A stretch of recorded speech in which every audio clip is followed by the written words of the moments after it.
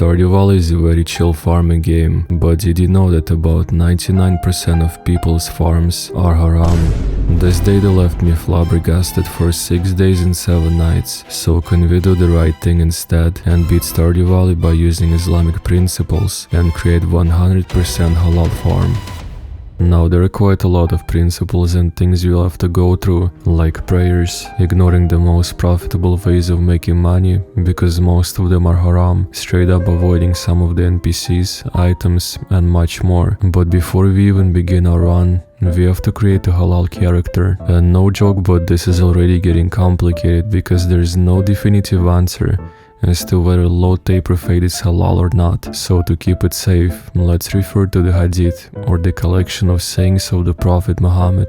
The messenger of Allah saw a boy, some portion of whose head was shaved and some of it was left out. He prohibited them from that and said, shave the whole of it or leave the whole of it. So honestly, I don't think we can go wrong with this one. And the beard, according to the hadith, do the opposite of what the pagans do. Keep the beards and cut the mustaches short. So we'll just do that. Another important thing is a pet. Generally it is considered haram to keep a dog purely as a household pet. In our case you're on a farm, so it's fine. But realistically pets don't do anything, so might as well just make it 100% halal and go with the cat. And here comes the most important part to make Ali Muslim. According to the first of the 5 pillars of Islam, Shahada, to become Muslim you have to declare your faith with the phrase, there is no God but Allah, and Muhammad is his messenger. So let's type this in the chat and make Ali officially Muslim. But we're not done yet. The second pillar of Islam is Salah, or the 5 daily prayers. In real life, prayers last around 10 to 15 minutes of real time, but because the entire Stardew Valley day is just 14 minutes, the math is not entirely mathing. So a nice workaround we can do is to type a couple of words of remembrance in the chat at a certain time schedule that resembles the real one, which is dawn, noon, afternoon, sunset and night. Another important nuance of prayers is to face the direction of Mecca. If we imagine that Stardew Valley is in America, then this direction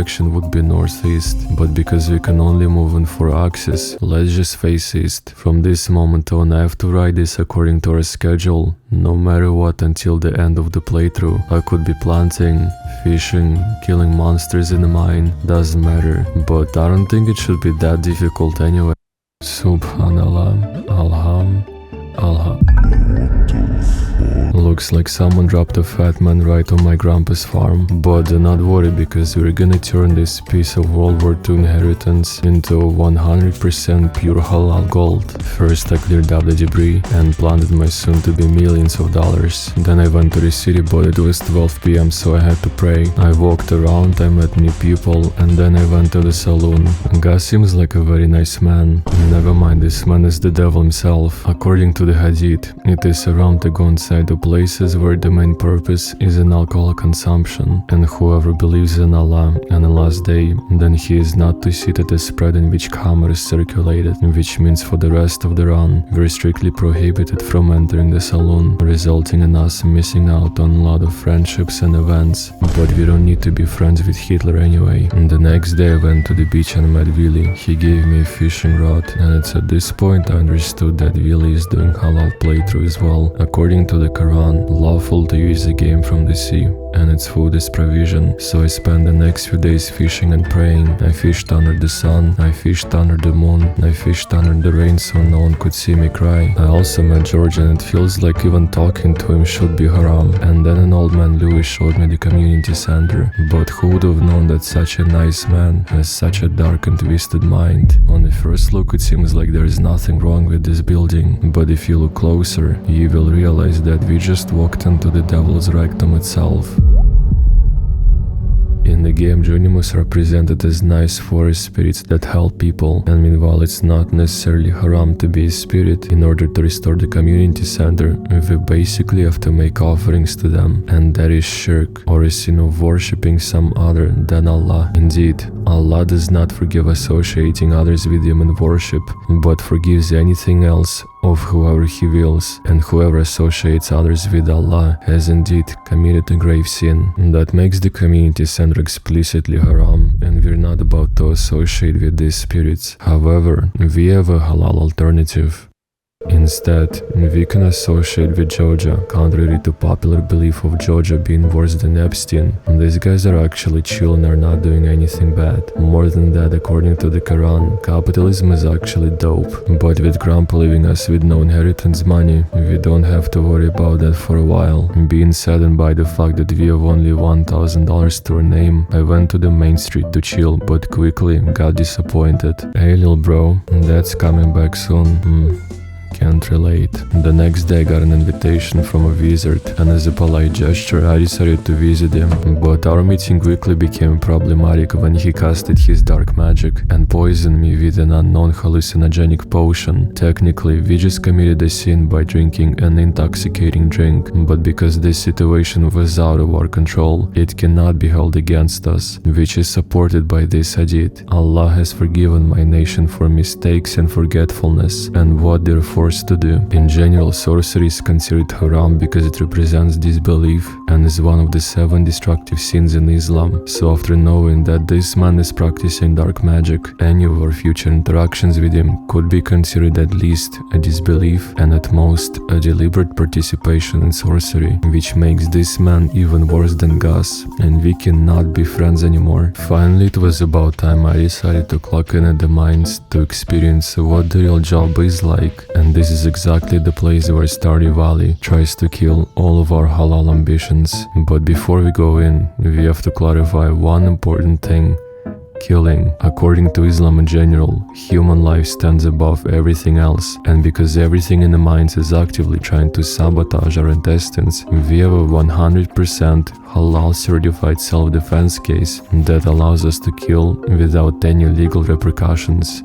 And there is a legal concept of a greater harm is eliminated by means of a lesser harm. In our case, the death of Ali, who is apparently the only person who's doing something productive in Stardew Valley, will be the greatest harm, but discombobulation of slimes or any other monsters will be a lesser harm, and that will prevent the greater harm. And another important thing is that fleeing is considered one of the 7 greatest sins, so once we start a fight, we cannot run away. With the technicalities out the way, let's get to mining and killing. Hey, I just met you. And this here we gotta pray.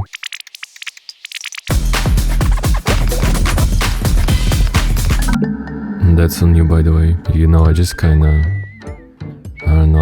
love mining. Like I love my subscribers. You gotta pray though.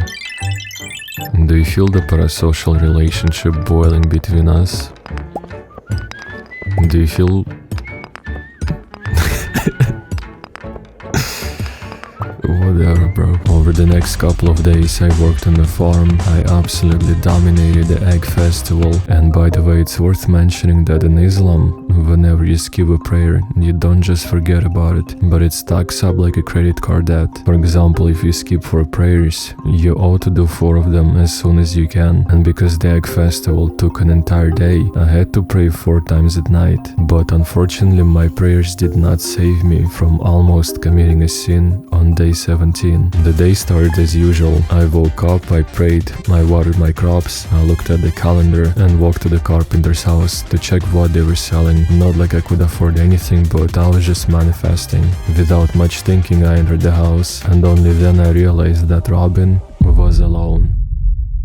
In Islam, it is strictly haram to be one-on-one with someone of the opposite sex if you're not married. Whenever a man is alone with a woman, the devil makes a third, so to keep it halal, I instantly left before the situation got out of my control. You know what I mean? But this rule makes our interaction with women a lot more complicated than it already was, because the only times we can interact with them is whether they're in public or if there is somebody else in the house, which is not always the case. What is this? In Japan Valley? For the rest of the spring, I kept growing crops, mining diamonds, filling out the museum, and very aggressively I started giving out gifts to everyone that I saw. By the end of the spring I was still broke, and because of another crucial part of Islam, I was about to become even more broke, but at least not spiritually. And the third pillar of Islam we didn't talk about yet is Zakat, or a mandatory charity. Muslims who pass the minimum threshold of wealth, or nisab, and hold their wealth above this threshold for a year are obliged to donate 2.5% of that wealth to charity. In our case though, 2.5% would be nothing, so let's make it 50 and do this at the start of every season. We're gonna be charity maxing. Now I just need to find a way to get rid of 1900s. This'll work here. And just like that, we made someone's life much better. I mean, look at the excitement on her face, she can barely hide it. And in summer I took things way more seriously. More crops, more mining, more killing, more fishing, more gifting, but most importantly, more praying. For a long time, nothing interesting really happened, besides Dimitri's thinking that I want to have sex with his daughter, just because I gave her a gift. I'm just saying that I also gave him a gift before, so hopefully he did not get the wrong idea. With my pockets heavy, I decided to buy a coop before the end of the season. Thankfully chickens are halal, so we don't have to worry about anything, and obviously can't forget the charity. But I think it's time to be honest with you. Eventually, I committed a horrible sin. When I was going to give a gift to Penny, she was alone, but instead of leaving I stayed and helped her clean the house. Thankfully her mother came at the right time and kinda saved me from this haram behavior, but then I doubled down on it and we watched the movie together. It's at this point I understood that there is no saving me, and even though her mother approves of me as a boyfriend, and well, to be fair, who wouldn't? In Islam, unless you two are officially engaged, it is still haram to meet in private. And even though eventually I had everything that I could only dream of, halal wife, halal farm, halal animals, no pigs by the way, that's right, I still could not forget this moment of weakness and how the devil shamelessly whispered in my ear, subscribe to Castle and join his membership only for $1.99 today.